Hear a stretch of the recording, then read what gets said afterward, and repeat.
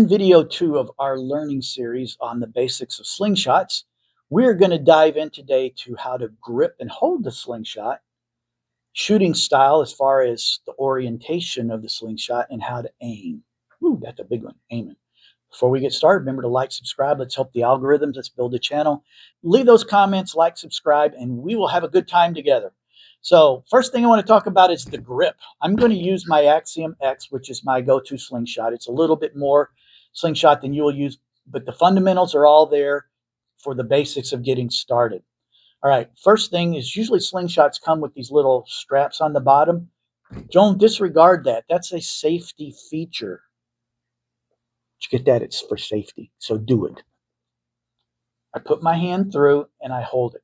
The most common thing when people pick up a slingshot or you give them a slingshot, this is what they're going to do. They're going to go. That is a way to shoot it, but that's not how I shoot it. We'll get to that in a second. There's 3 different ways to hold the slingshot. First is the hammer grip, which is just grabbing it like you're holding a hammer. So we're not going to beat on stuff. It's not the most popular, but there are a lot of people that do it. The thing about it for me is it pulls this way, and it seems like it would be hard to hold it and get a good shot down range. But I've seen a lot of competitions online, especially from overseas, like in Asia, in Europe, and there's a lot of people shooting this way with the hammer grip. So it's not uncommon. It's just, for me personally, it's not what I like. The next way is the pinch grip. I'm going to show you that on this slingshot because it's easier. I'm going to show you that on this slingshot because it's easier. I'm going to put my hand through the strap, be all safety. And yes, as you're shooting and learning especially, let's go back to safety. Put on safety glasses, especially when you're learning and shooting close up, because if you get a bounce back, they can come back. I've had a few bounces on an angle out in my backyard that have gone and hit things. It's like, uh-oh, better not do that anymore. So wear safety glasses, especially when you're first starting out at those inward distances, because you will get bounce backs. Sometime here, I'm shooting at 10 meters here in my church basement, and I'll hit something hard or hit the target just right, and that thing will roll all the way back to my feet. So you can imagine if you're up close and you hit a target the right way, especially if you've got a hard target, it could bounce back. So you'll want to wear safety glasses, especially when you're starting out. I'm shooting from far enough distances that I haven't really used them. Plus the safety glasses, I haven't found a pair that is clear enough that it doesn't affect my vision when I'm looking through them so I can aim better.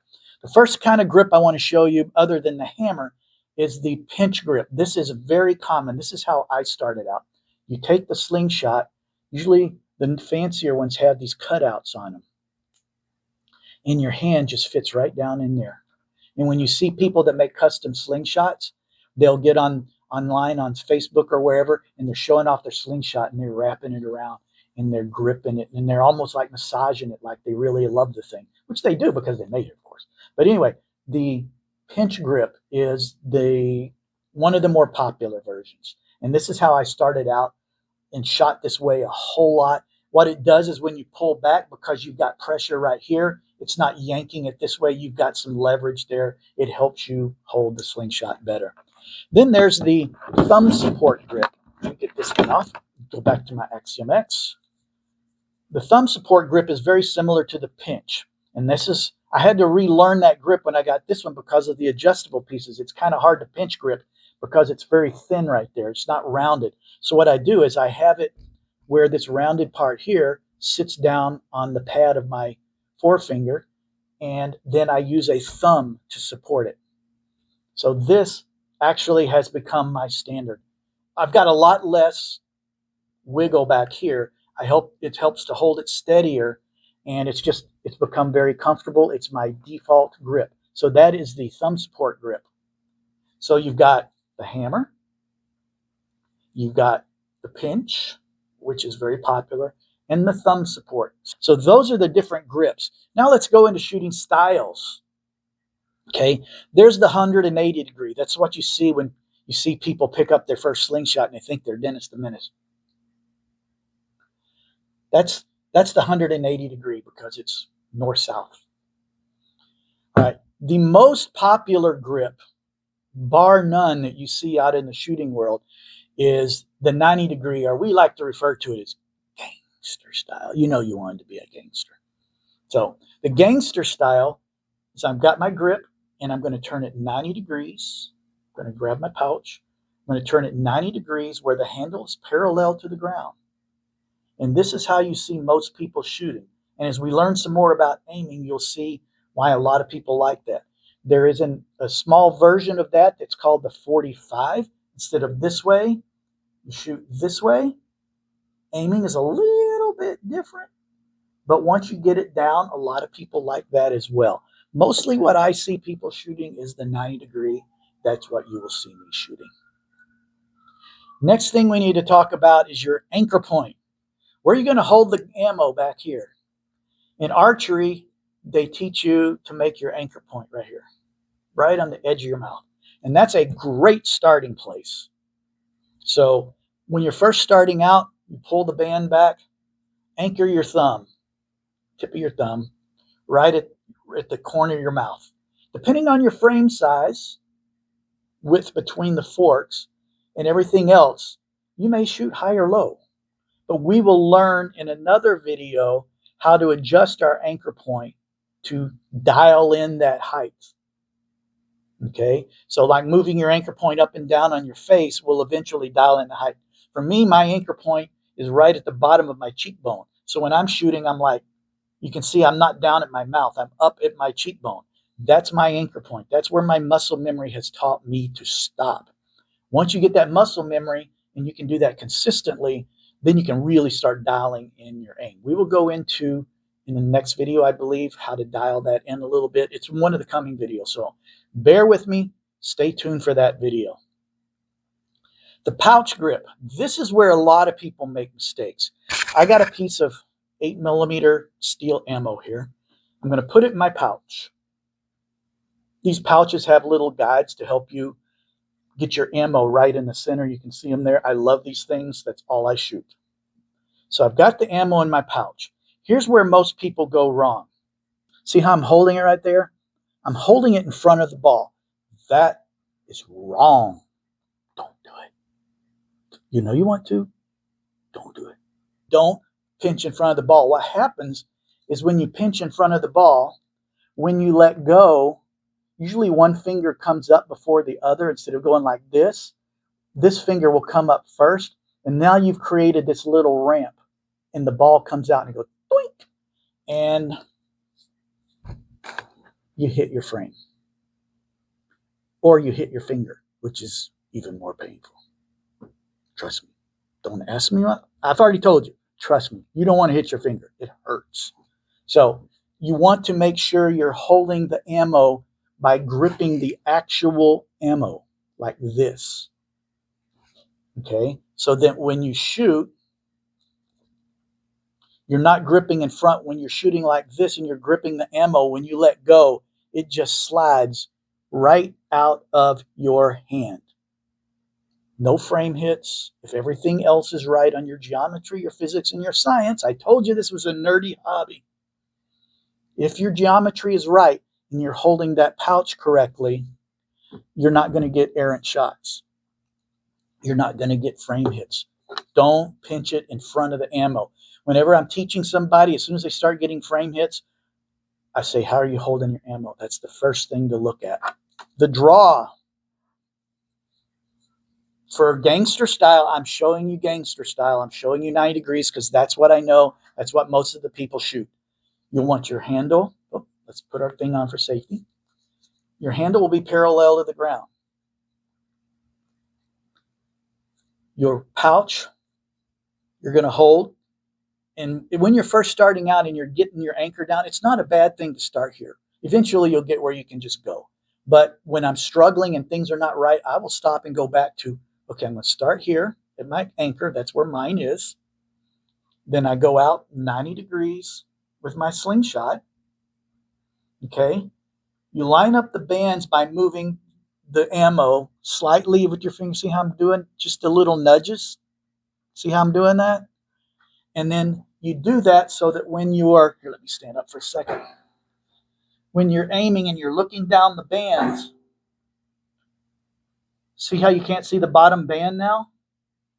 That's what you want in your line of sight, is you want those bands to go away. You want to only see one band.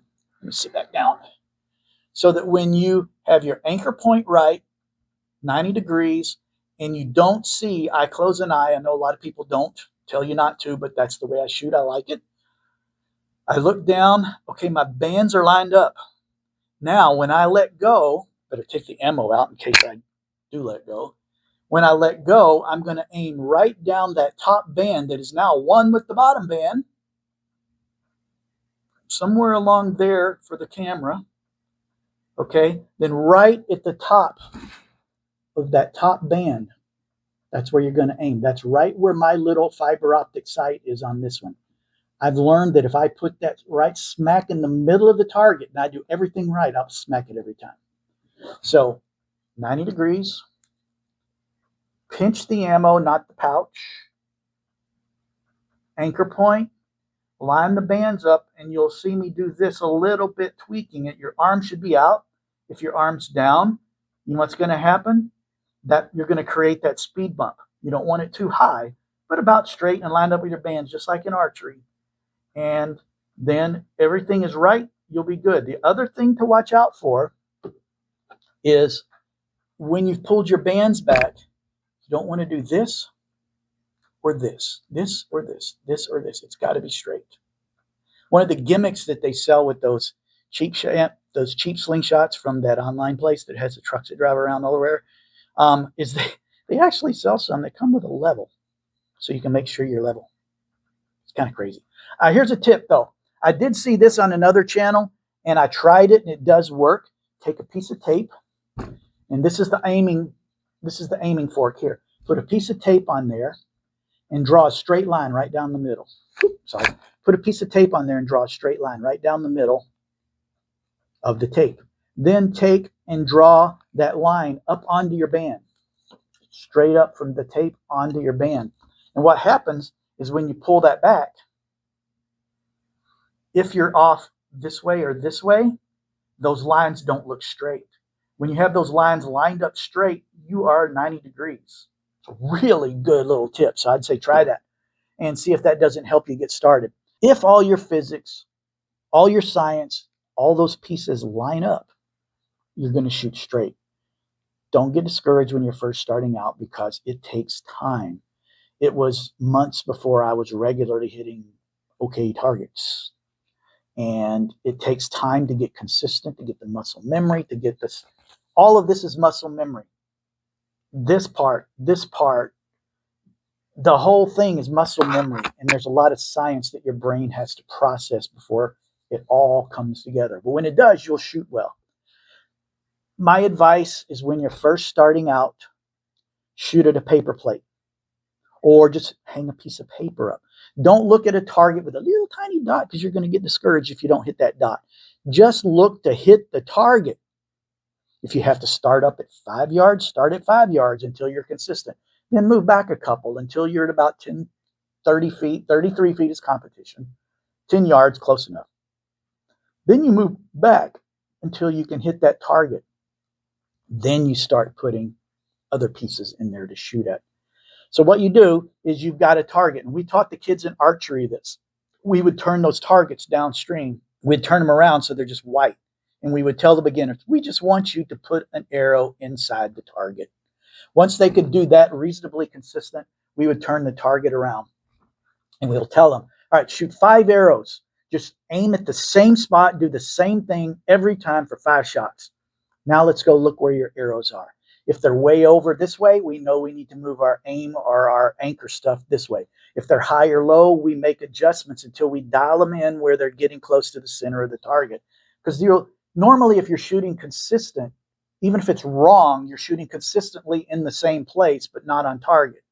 But as long as everything's in the vicinity, you can make adjustments either to your anchor, up or down, or tweaking it in and out to get the left-right of your shot down. I think it's a good idea to just shoot at a blank piece of paper. Just shoot at a blank piece of paper until you can hit it, and then start using those patterns. Start dialing in your shot and dialing in your aim and your anchor point until you get it to where it's working on a more consistent basis. Our next video is going to help you correct your anchor point, adjust that so you can move it up or down and get that dialed in. And we're going to also help you do left and right. And we're going to talk about ammo types and ammo sizes. We're just going to touch on that real quick. So keep slinging. Thanks for watching Slinging Shots with Philip. Don't forget to like, subscribe, and comment down below. And we will see you on the next episode.